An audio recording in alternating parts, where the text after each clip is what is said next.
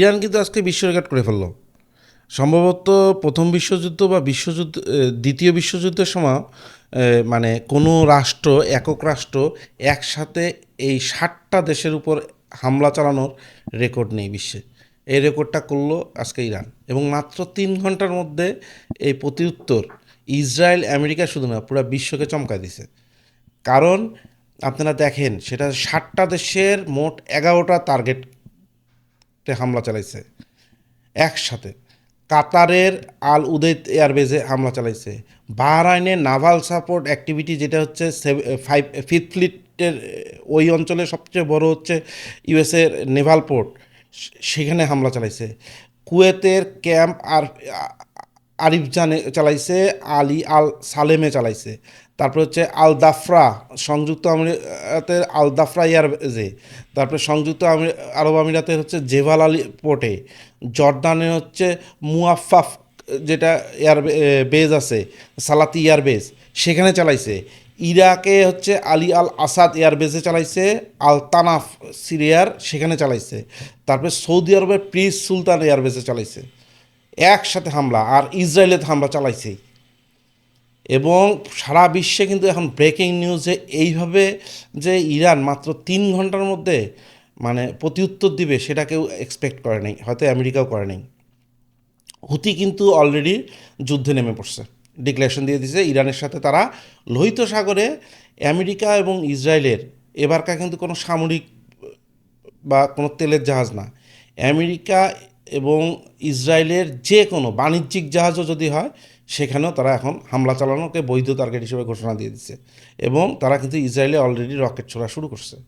আবার ইরাকে যে হিজবুল্লাহ আছে একটা গ্রুপ, ইরান সমর্থিত, তারাও কিন্তু যুদ্ধ ঘোষণা করে হামলা শুরু করে দিচ্ছে ইরাকের যে আমেরিকার বেজ আছে এবং সিরিয়ার যে বেজ আছে সেখানে। মানে এটা কিন্তু একটা গৃহযুদ্ধের দিকে যাচ্ছে। পুরা সিয়া গোষ্ঠী একসাথে ঝাঁপায় পড়ছে আমেরিকার যতগুলো বেজের উপর। এবং হিজবুল্লাহ যেটা আছে, মূল হিজবুল্লাহ মানে ইসরায়েলের পাশে, তারাও কিন্তু সমর্থন দিচ্ছে এই যুদ্ধকে ইরানের, এবং বলছে এর বৈধ, ইরানের প্রত্যুত্তর দেওয়া বৈধ।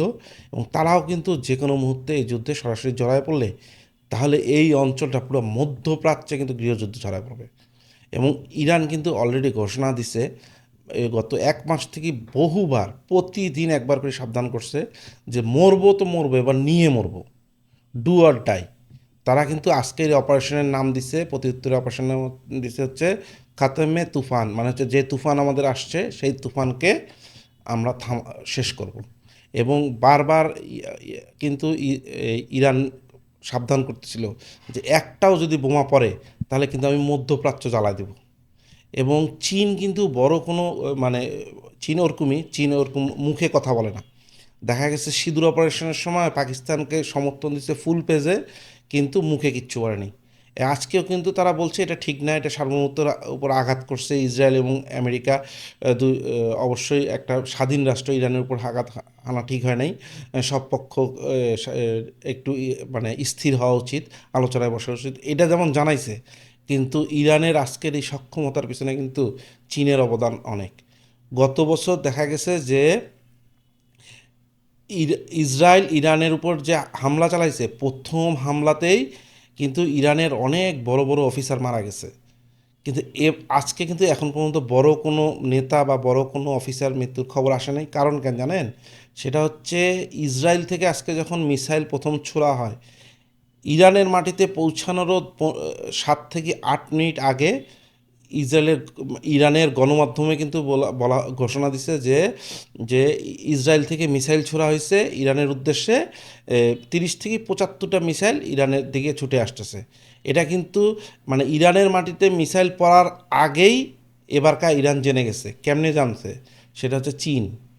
চীন যে পরিমাণে এই গত 8 মাসে তাদেরকে মানে এই রাডার এবং পঞ্চম প্রজন্মের রাডার এবং বাইদু নেটওয়ার্ক আন্ডারে 2টা গ্রাউন্ড স্টেশন তৈরি করে দিছে, এখন কিন্তু ওই খামেনিকে বা হচ্ছে বড় কোনো নেতাকে মারা একটু টাফ হয়ে যাবে।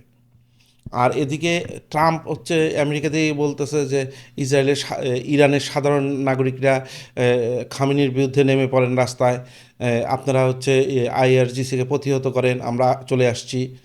এদিকে ইরান কিন্তু ঘোষণা দিছে যে ইসরায়েল এবং আমেরিকার কথায় কেউ যদি রাজপথে নামে তাহলে তাদেরকে হত্যা করা ইরানের জন্য বৈধ টার্গেট। মানে ওই কোনো জনগণ নামলে মারি ফেলবে। কিন্তু অবশ্য নামছে, অনেক যুবক নামে পড়ছে, অলরেডি ভিডিও দেখা যাচ্ছে কিছু যে খামেনির পক্ষে। আর এদিকে ইসরায়েলের এই লোকগুলা মানে নাগরিকরা আরেক শয়তান, তারা এখন ভিডিও করতে করে করে কান্নাকাটি করতেছে বাংকার থেকে, যে আমাদের উপর অন্যায়ভাবে ইরান মিসাইল ছুটতেছে, পুরো বিশ্ববাসীকে এর জবাব দেওয়া উচিত। মানে কি হাস্যকর দাবি!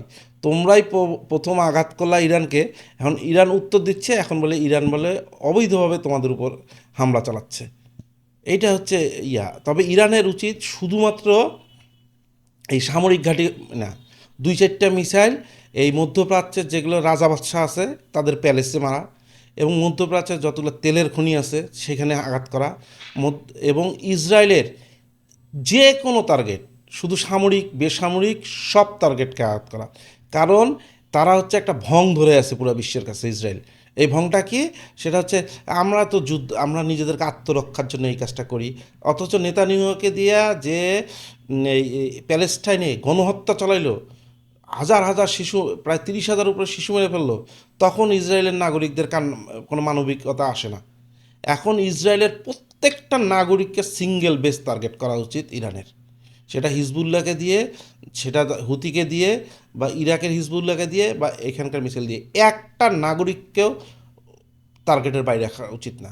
বাংকারের ভিতর কয়দিন থাকবে? 10 দিন, 15 দিন।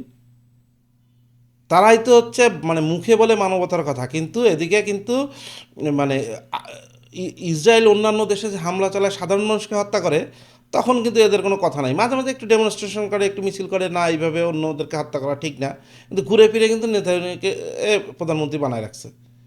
তো এই জন্য প্রত্যেকটা নাগরিকই হচ্ছে বৈধ টার্গেট হওয়া উচিত মিসাইলের, ইরানের। কোনো ওই যে মানে হাসপাতাল, কোনো চার্চ, বা কোনো স্কুল কলেজ, কোনো কিছু বাদ রাখা উচিত না। এদেরকে একবারে জাত করা উচিত, মরার আগে মেরে মরা উচিত ইরানের।